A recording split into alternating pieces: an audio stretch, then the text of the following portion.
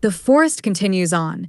In this lumber camp built for permanence, by George W. Gray, 1927. Early struggles and resistance in Ashley County. A ticket agent once told me something about Edgar W. Gates of Crossett, Arkansas. As to Crossett, the agent said, "Mr. Gates is the founder, general manager of the lumber mills, and the daddy of the whole works." Mr. Gates, my informant went on, is the most remarkable institution in southern Arkansas. When Gates first went out into the piney woods, he bought up all the timberland for sale and hired all the laborers willing to work. At first, he was about as popular as a hornet's nest at a picnic. The farmers, who had hunted in those woods for generations, resented the intrusion. They did not like the idea of timber crews cutting over their hunting grounds, new laborers coming into the county, a sawmill hiring local black workers, and so war threatened. Notes were left in the road in front of Mr. Gates' camp, warning him to leave. Get out of here. Forest fires were set, and trees were spiked. The sawmill wasn't wanted, and the people weren't timid about saying so. But Gates stayed, and today, I reckon it would be regarded as a public calamity if he were to leave Arkansas. A life-changing injury and move to Arkansas. I probably never would have thought about the lumber business, and never would have come south, if not for what happened to me. My first trek from home, this was before my injury, was westward, and my first job was mining in Colorado, where I landed in 1882 at the age of 16. One day, he picked up the wrong end of a stick of dynamite. I was lucky to come out of the explosion with my life. When they pulled me from the smoke and rubble, the sight of my right eye had been destroyed, and that of my left I was seriously impaired. After recovering, he moved to Arkansas in 1886 at the age of 20, taking a fireman's job at a sawmill in Thornton.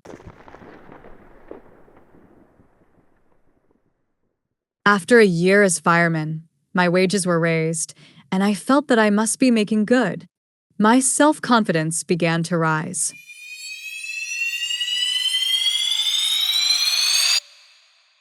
I had proved that I could earn a living. The birth of Crossett. By 1888, Gates was in charge of a small sawmill in Thornton, but he wanted more. The first step was to find a new opportunity, to make an opening. I learned of a tract of 50,000 acres in Ashley County that was for sale. With the financial help of a cousin, I secured an option on the land. Neither of us had much money, and it required painful scraping, scrimping, and borrowing to raise the required deposit. The deal attracted major investors: E.S. Crossett, Dr. J. W. Watsek, Gates' three brothers, P.G. Gates, Albert Gates, and C.W. Gates. In 1899, they formed the Crossett Lumber Company, with 33-year-old Edgar W. Gates as manager. Establishing Crossett in the wilderness, the future town of Crossett was 12 miles beyond the railroad and 2 miles beyond any dirt road.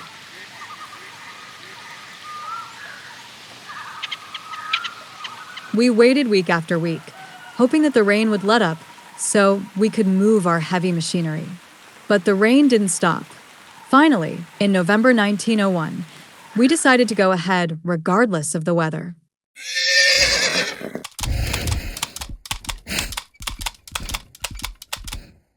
Originally, they had planned to build a spur railroad, but the soil was too wet to hold a roadbed.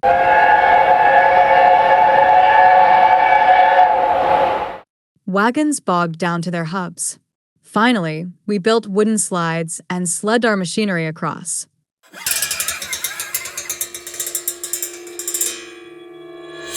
Meanwhile, loggers had already begun clearing land for the camp. For a year, we lived in tents, and most of the mill's early product went into constructing the plant, offices, and other necessary buildings. Gradually, dwellings began to appear, but everything then was temporary. because we had no idea of staying beyond 20 years.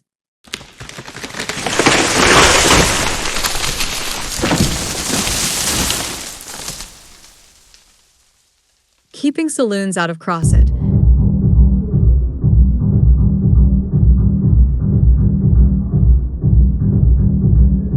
From the very beginning, we were resolved to keep out the saloon. When a farmer applied for a saloon license just outside Crossett, Gates used an Arkansas law that required a church within 3 miles to block the permit.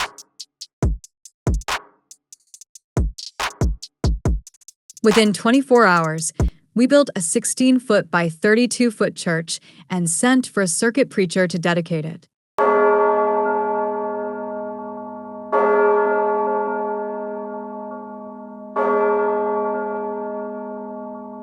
As a result, Crossett never had a saloon. The legacy of perpetual forestry. Originally, the Crossett Lumber Company planned for a 20-year operation before moving on to another forest.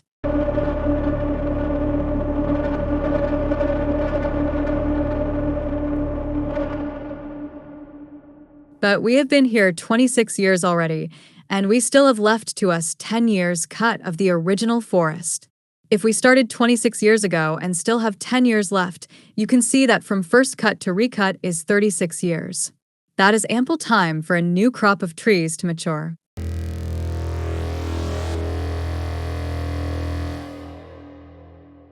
Instead of cutting all trees, they left seed trees, ensuring a continuous forest cycle. Turning waste into profitable products, we used to burn hundreds of tons of sawmill waste daily. Now, we turn waste into crates, toy parts, and dowel pins.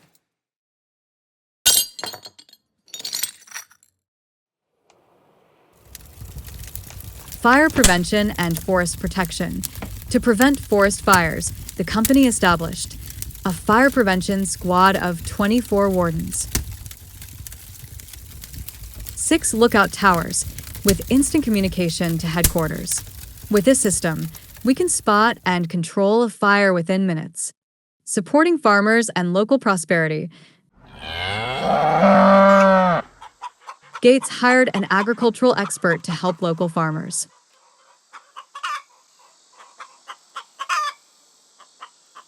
I want you to be prosperous because I'm going to have cut-over land to sell someday, and I want customers who are able to buy it.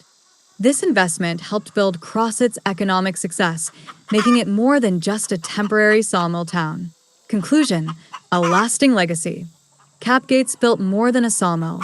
He built a self-sustaining town where forestry was perpetual, the economy was diversified, a strong community thrived. Crossett wasn't just a logging camp.